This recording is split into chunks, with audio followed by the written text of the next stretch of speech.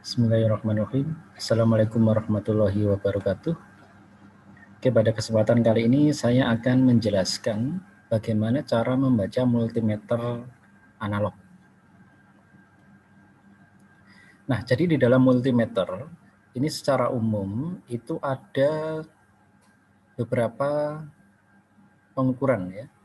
Yang sering itu adalah ada ohmmeter untuk mengukur hambatan atau resistansi pada resistor. Kemudian ada voltmeter untuk mengukur tegangan, baik itu tegangan DC maupun AC, dan ada juga amperemeter untuk mengukur kuat arus ya. Nah, yang pertama ini adalah di dalam multimeter itu adalah ada ohmmeter. Nah, ini adalah ohmmeter adalah suatu alat ukur untuk mengukur tahanan listrik ya, atau hambatan listrik. Nah, arus yang dilewatkan pada galvanometer dapat juga digunakan untuk mengukur tahanan. Nah, jadi di dalam multimeter analog itu ada yang namanya galvanometer ya. Ada galvanometer. Nah, ketika ada arus yang lewat, nah galvanometer itu akan bergerak ya, jarum galvanometer akan bergerak.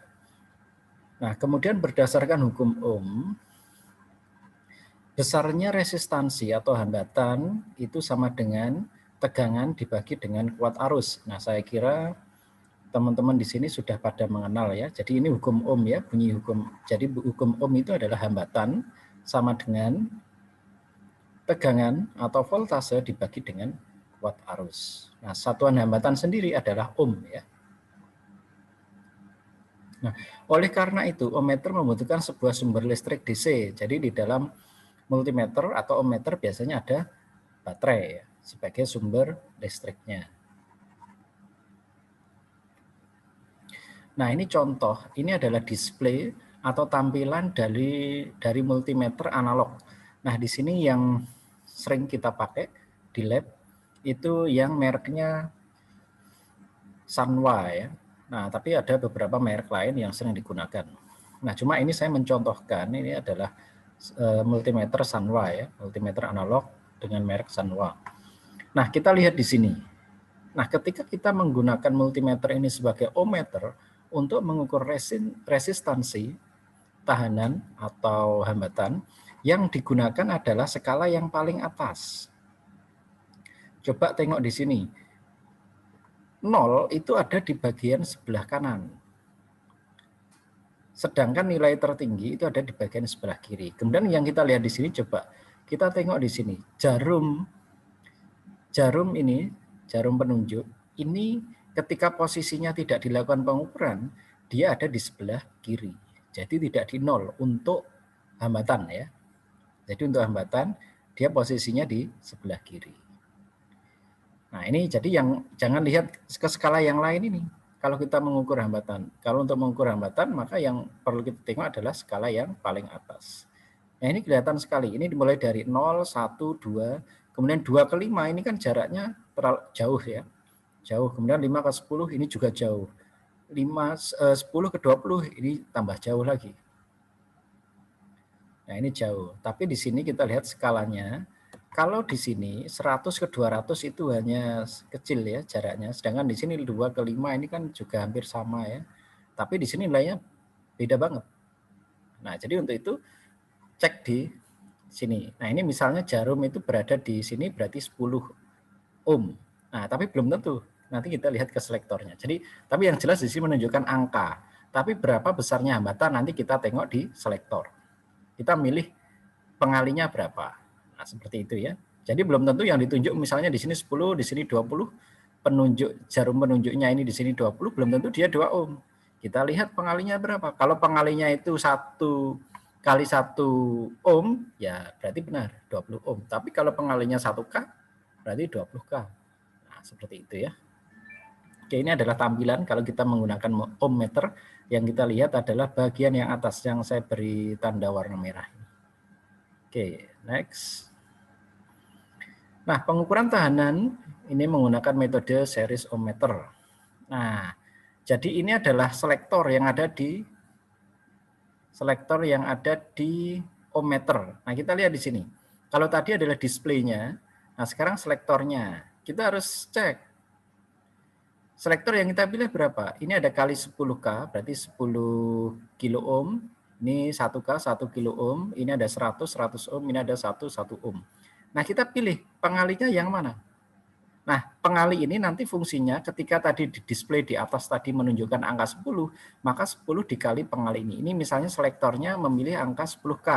Berarti kalau menunjukkan jarumnya di atas tadi menunjukkan angka 10, maka di sini kali 10K. Seperti itu ya. Kalau misalnya angka selektornya ini menunjuk ke arah 1, berarti 10 kali 1. Ya, berarti 10 ohm. Nah, seperti itu. Ini ada di bagian selektor ya.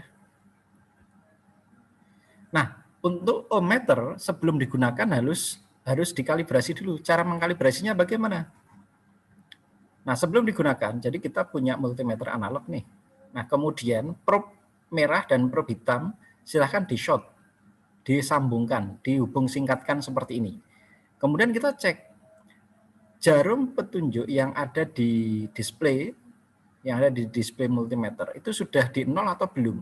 Kalau misalnya belum di 0, entah itu lebih dari 0 atau kurang dari 0, belum di 0, maka kita harus atur, adjust. Ya di bagian multimeter nanti ada. Nah, nanti akan saya tunjukkan. Nah, supaya dia harus di 0 dulu. Jadi sebelum mengukur hambatan, maka ini harus dikalibrasi terlebih dahulu. Nah, setelah terkalibrasi, baru kita mengukur hambatan. Ini contohnya adalah resistor ya. Resistor gelang. Nah, nanti saya harapkan nanti teman-teman sudah bisa baca ini ya. Membaca gelang resistor ini ya. Nah, sekarang kita ukur resistor ini.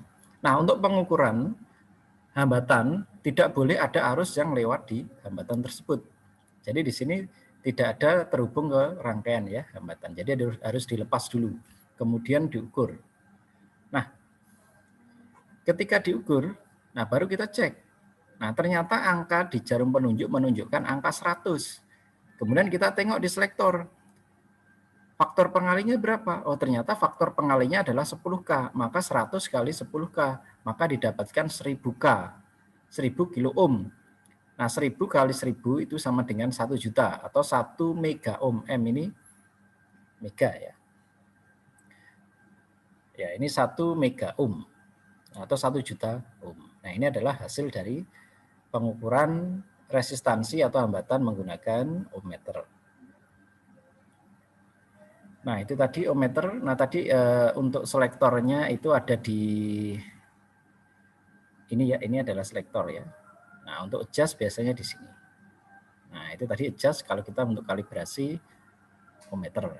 Nah, mungkin itu dulu untuk penjelasan ohmmeter ya di dalam multimeter, bagaimana cara mengukur hambatan. Nah, untuk voltmeter DC ini nanti akan saya jelaskan di video selanjutnya. Oke, sekian dari saya. Wassalamualaikum warahmatullahi wabarakatuh.